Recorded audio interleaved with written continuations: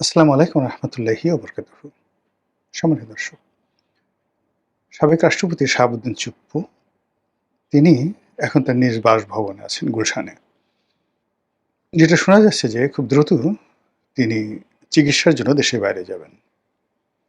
যেটিকে সবাই safe exit বলার চেষ্টা করছে। অন্যদিকে যারা চুপ্পু বিরোধী যারা লোকজন রয়েছেন তাদের বক্তব্য হলো যে কোনো অবস্থাতেই তাকে বাইরে যেতে দেওয়া হবে না, সেফ এক্সিট দেওয়া হবে না। তার বিরুদ্ধে মামলা হবে এবং মামলা হয়েছে। এবং নজিরবিহীনভাবে যে ঘটনাগুলো ঘটেছে সেটি হলো যে মামলায় তাকে আসামি করা হয়েছে, যে মামলায় তাকে দায়ী করা হয়েছে এবং যে বিষয়গুলো দুর্নীতি দমন কমিশনে তদন্তের জন্য আদালত পাঠিয়েছে, এটি বাংলাদেশের নজিরবিহীন ঘটনা। দ্বিতীয় বিষয় হলো যে সাবেক রাষ্ট্রপতি আব্দুল হামিদ এবং শাহাবুদ্দিন চুপ্পু তাদেরকে একত্র করে আবার ট্রাইব্যুনালে এই যে যুদ্ধাপরাধের বিচারের জন্য যে ট্রাইব্যুনাল আইসিটি, এখানে অভিযোগ দায়ের করা হয়েছে। এই যারা অভিযোগ দায়ের করেছে তারা নিঃসন্দেহে একটা পক্ষ, আর তার প্রতিপক্ষ হিসেবে সরকার শাহাবুদ্দিন চুপ্পু সাহেবের ব্যাপারে এখনো পর্যন্ত ইতিবাচক মনোভাব দেখাচ্ছেন। জনাব সালাউদ্দিন সাহেব তিনি বেশ স্পষ্ট করে বলেছেন যে রাষ্ট্রপতির বিরুদ্ধে কোনো ফৌজদারি মামলা হবে না। আমরা বিপদের সময় বা আমাদের প্রয়োজনে আমরা তার কাছ থেকে উপকার পেয়েছি, কাজেই তিনি আমাদের কাছ থেকে একইভাবে উপকার পাবেন। একেবারে বাংলা কথা। কিন্তু তারপরে বিতর্ক থামছে না। কারণটা কি? এখানে একটা বিষয় আমাদেরকে ভাবিয়ে তুলছে। সেটি হলো যে পুরো রাষ্ট্রযন্ত্রের উপর, সরকার ব্যবস্থার উপর, রাজনীতির উপর এই সরকারের কতটা যাকে বলা হয় কর্তৃত্ব রয়েছে। বা ইউনূস জমানাতে যে আতঙ্কগুলো ছিল, সে আতঙ্কগুলোকে এই সরকারকে এখনো তা করছে কিনা। এর বাইরে যেটি হচ্ছে সেটি হলো আওয়ামী লীগ এবং শেখ হাসিনার সঙ্গে জনাব চুপ্পুর কি আসলে কোনো সম্পর্ক আছে কি আছে না।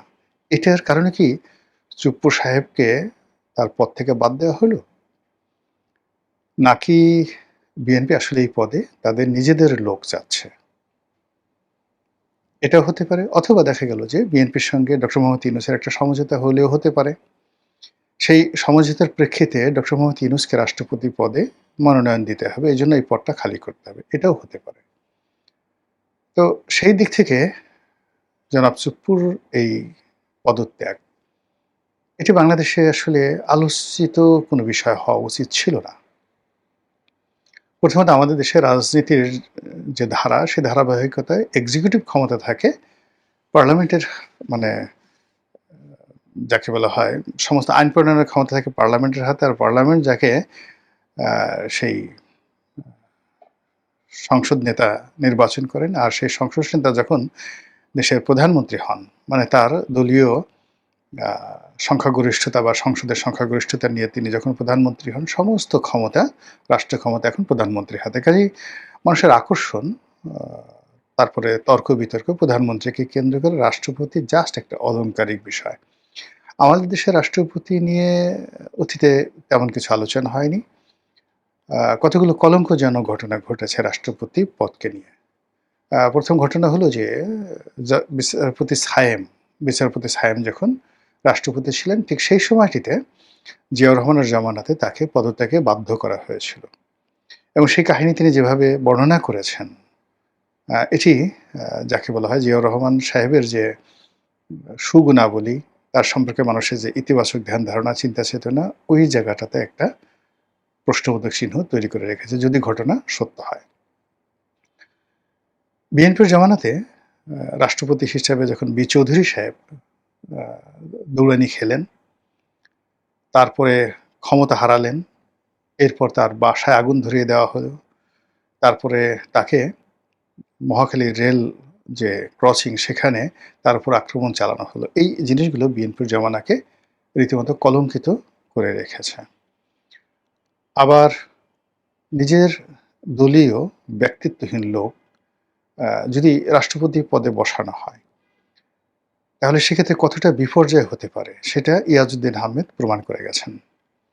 ওই সময়টাতে তিনি যদি স্বতন্ত্রভাবে সিদ্ধান্ত নিতে পারতেন এবং তার উপর তার প্রেস সেক্রেটারি ইউনূসের উপর যেমন তার একজন প্রেস সেক্রেটারি খুবই ক্ষমতাধর ছিলেন, তেমনি ইয়াজউদ্দিনের উপরও একজন প্রেস সেক্রেটারি ছিলেন মোখলেছুর রহমান। জনাব মোখলেস আ তার সঙ্গে আমার কিছুদিন কাজ করার সুযোগ হয়েছিল। খুব ভালো মানুষ, খুবই ভালো মানুষ। বিএনপিপন্থী, এতে কোনো সন্দেহ নেই। কিন্তু একজন রাষ্ট্রপতিকে চালানোর মতো মানে দক্ষতা, অভিজ্ঞতা, আপনি যদি নাঈমুল ইসলাম খানের কথা চিন্তা করেন, ইকবাল সুবহান চৌধুরীর কথা চিন্তা করেন, জাওয়াদুর রহমানের কথা চিন্তা করেন, বা বঙ্গবন্ধুর ছিলেন বাহাউদ্দিন সাহেব ছিলেন বঙ্গবন্ধুর প্রেস সেক্রেটারি। উনাদের যে পর্যায়, সেই পর্যায়ে উনাদের একটা কেনি আঙ্গুল হওয়ার মতো যোগ্যতাও এই ডক্টর মোহাম্মদ ইউনূসের, মিস্টার শফিক আর মোখলেছুর রহমান, ইয়াজউদ্দিন সাহেবের এদের ছিল না। কিন্তু অবাক করার ব্যাপার হলো যে পুরো জমানাটা, অর্থাৎ ইয়াজউদ্দিনের পুরো জমাটা বেসিক্যালি মোখলেছুর রহমান চালিয়েছেন, আর শফিক সাহেব চালিয়েছেন ইউনূসের জমানাতে। Nothing, there was no third man. Yunus এবং মাঝামাঝিতে মানে সেই সবকিছু চালিয়েছেন। তো সেই দিক থেকে বলা হয়ে থাকে যে ওই যে মোখলেছুর রহমান বঙ্গভবনে তিনি চলেছেন মূলত হাওয়া ভবনের কথায়, তারেক জিয়ার কথায়। এটা হলো বাস্তবতা। তো ওই মুহূর্তে কমান্ড যা কিছুই হয়েছে তখনও পর্যন্ত কিন্তু যদি ওখানে একজন ব্যক্তিত্ববান দলের ঠিক ওরকম পরীক্ষিত লোকজন থাকতেন, তাহলে এই ঘটনা কিন্তু ঘটত না। 1/11 এর মতো ঘটনা ঘটত না। ইয়াজউদ্দিন সাহেব প্রয়াত, বিশ্ববিদ্যালয়ের শিক্ষক ছিলেন। আমি একটা ঘটনা শুনেছি তার সম্পর্কে। ব্যাংকের একজন বড় কর্মকর্তা বলেছেন। ঘটনার সত্য মিথ্যা জানি না। কিন্তু ঘটনা যাকে নিয়ে উপলক্ষে আমি তাকে জিজ্ঞাসাই করিনি। তিনি মোসাদ্দেক আলী ফালু।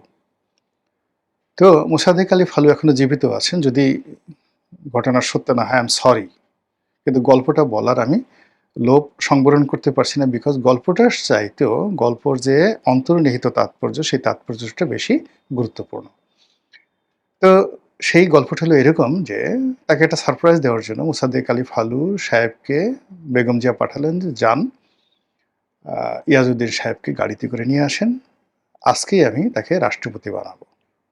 কেউ জানে না, এটা বেগম জিয়া আর ফালু সাহেব ছাড়া কেউ জানে না। তো তাকে সেখান থেকে নিয়ে আসা হলো, গাড়িতে করে আসছে, ফালু সাহেব তার পাশে বসা, রাষ্ট্রপতি হবেন একটু পরেই।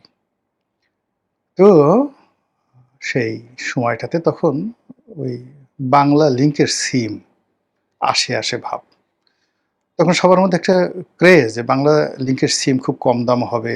মানে ওটা একটা স্বপ্নের ব্যাপার। লটারিতে বড় কিছু জয়ের মতো একটা ব্যাপার ছিল। তখন আসেনি, কিন্তু সবার একটা কামনা, ইস! একটা বাংলা লিংকের সিম যদি পাই, বিরাট একটা ব্যাপার। তো যাই হোক, গাড়ির মধ্যে বসে তিনি ফালু সাহেবকে নাকি বলেছিলেন, আমি আবার বলছি নাকি, যে, "ফালু ভাই, আপনার কাছে একটা অনুরোধ।" তো ফালু সাহেব জিজ্ঞেস করলেন, "কি অনুরোধ?" বলে, "অনুরোধ হলো যে আপনি কিন্তু আমাকে ২ টো বাংলা লিংকের সিম দিবেন। বাংলা লিংক যখন বের হবে ২ টো বাংলা লিংকের সিম দিবেন।" তো ফালু সাহেব, মানে এই কথা যিনি আমাকে বলেছেন তার সাথে ফালু সাহেবের কথা হয়েছে। তো ফালু সাহেব বললেন যে, "অবাক করা ঘটনা, যে লোক একটু পরে রাষ্ট্রপতি হবে সে আমার কাছে ২ টো বাংলা লিংকের সিম চাচ্ছেন।" তো এই ছিল তার পার্সোনালিটি। তো সেই পার্সোনালিটি দিয়ে আসলে প্রবলেমগুলো সলভ করা যায় না। তো সেই দিক থেকে আসলে শাহাবুদ্দিন চুপ্পু কিন্তু ইয়াজউদ্দিন সাহেবের মতো ছিলেন না। তিনি কমপ্লাই করেছেন সবার সাথে, কিন্তু সিদ্ধান্ত নিয়েছেন নিজে। কথা বলেছেন কম, শব্দ করেছেন কম, সিদ্ধান্ত নিয়েছেন বেশি। এবং পুরো সময়টিতে বঙ্গভবনকে ঘিরে যে সকল বিস্ফোরক সিদ্ধান্ত হয়েছে, যে সকল বিস্ফোরক ঘটনা ঘটেছে, ও ঘটনা তিনি ছাড়া আর কেউ জানেন না।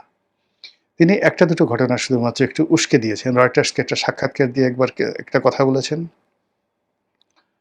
মানবজমিনের মতিউর রহমানকে সাক্ষাৎকার দিয়ে একটা কথা বলেছেন। আর কালের কণ্ঠে একটা সাক্ষাৎকার দিয়েছেন, কিন্তু কালের কণ্ঠের সাক্ষাৎকারের খুব অল্প অংশ ছাপা হয়েছে। বাকি অংশ হয়তো ভবিষ্যতে ছাপা হবে। তো কাজেই তিনি ওখানে বসে তার সীমাবদ্ধতার মধ্যেও তিনি একটা সোশ্যাল কানেক্টিভিটি গড়ে তুলেছিলেন। তার সঙ্গে জামাতের একটা সম্পর্ক ছিল। ইউনূসের সঙ্গে সম্পর্ক ছিল না, কিন্তু জামাতের সঙ্গে ছিল। তার সঙ্গে এনসিপির শীর্ষ যারা নেতৃবৃন্দ রয়েছেন তাদের সম্পর্ক ছিল। এখন তো অনেকে মানে যাকে বলে অনেকে অভিযোগ করছেন যে যেদিন তারা বঙ্গভবন ঘেরাও করতে গেছিলেন তখন এনসিপির সিনিয়র নেতারা বিশেষ করে মাহফুজ, আসিফ মাহমুদ, সজীব ভুঁইয়া আরও কে যেন আছে তাদের নাম বলা হচ্ছে তারা নিষেধ করেছিলেন। অথচ আবার সেই মাহফুজই সেখানে গিয়ে বঙ্গবন্ধুর ছবি সেখান থেকে নামিয়ে ফেলেছেন। তারপর তিনি ওই সময়টাতে তারেক রহমান সাহেবের সাথে নিঃসন্দেহে তার একটা যোগাযোগ ছিল।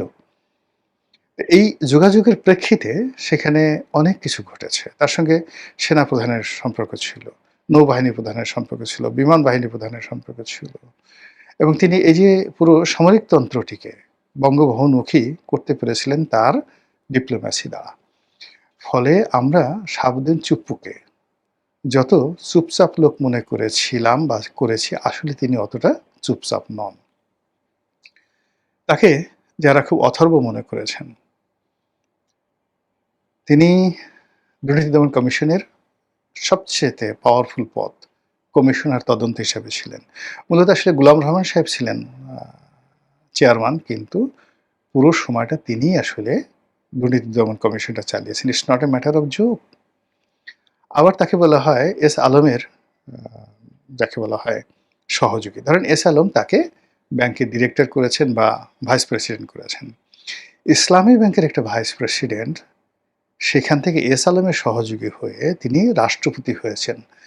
এটা এত সোজা নয়, যেখানে আমাদের মতো মানুষ ২০ বছর, ২৫ বছর, ৩০ বছর মাঠের রাজনীতি করার পরে একটা নমিনেশন পেতে ১১ বালতি পানি খাওয়ার পরেও আমরা কল্পনা করতে পারি না নমিনেশন পাবো। সেখানে তিনি রাষ্ট্রপতি হয়ে গেছেন। এটা স্বাভাবিক বিষয় নয়। তো যেটা বলছিলাম যে এই স্বাভাবিকতা না থাকার কারণে কি হচ্ছে, তাকে অনেকে থ্রেট মনে করছে। বিশেষ করে বিএনপি বিরোধী যারা শক্তি রয়েছে তারা তাকে থ্রেট মনে করছে। এই থ্রেটের একটি রাজনৈতিক কারণ আছে, আরেকটি অর্থনৈতিক কারণ আছে। প্রথমত এস আলমের সঙ্গে তার সম্পর্কের কারণে ইসলামী ব্যাংকের তার যে পদপদবী ছিল এই কারণে তার প্রতি একটা ম্যানস রিয়াজ রয়েছে জামাতপন্থী যারা লোকজন রয়েছে তাদের। এবং তারা চাচ্ছে যে তাকে যদি আইনের আওতায় আনা যায় তাহলে এস আলমকে কিছুটা হলেও দমন করা যায়। কিন্তু এস আলম তো খালি চুপ্পুর মধ্যে সীমাবদ্ধ নয়। এস আলম এখন কোথায় নাই? এস আলম নিউ ইয়র্কে আছে, এস আলম দিল্লিতে আছে, সিঙ্গাপুরে আছে, এস আলম লন্ডনে আছে, এস আলম বঙ্গভবনে ছিল। এস আলম যে গণভবনে বা যমুনাতে বা প্রধানমন্ত্রীর কার্যালয়ে নেই আপনি কি বুকে হাত দিয়ে বলতে পারবেন? এস আলম যে টেকনাফ, কক্সবাজার, উখিয়া, পেকুয়া, চট্টগ্রাম বন্দর এখানে নাই আপনি কি বলতে পারবেন? এস আলম যে এখনও ইসলামী ব্যাংকে নাই আপনি কি বলতে পারবেন? বলতে পারবেন না। কাজে চুপ্পুকে নিয়ে টানাটানি করলে এস আলমের একটা পশমেও টান পড়বে না, বরং চুপ্পুকে নিয়ে টান দিলে এস আলমের যে লিঙ্কগুলো যেটা আছে প্রত্যেকটা লিঙ্ক একসাথে কাজ করবে। এখানে দেখবেন যে বিএনপি আওয়ামী লীগ এক হয়ে গেছে, এখানে জামাতের অনেক লোক এক হয়ে গেছে, এস আলমের অনেক লোক জামাতের মধ্যে আছে। কাজে এই যে চুপ্পু সাহেবের যে চুপ হয়ে থাকা বা চুপ্পু সাহেবের সেফ এক্সিট বা তার মামলা মোকদ্দমায় তাকে জড়ানো বা তাকে নিয়ে যে রাজনীতি যা কিছু চলছে এটা যত সহজ মনে হচ্ছে বিষয়গুলো আসলে আগামীতে অত সহজ হবে না। মহান আল্লাহ আমাদের সবাইকে হেদায়েত দান করুন এবং হেফাজত করুন। আসসালামু আলাইকুম ওয়া রাহমাতুল্লাহি ওয়া বারাকাতুহু।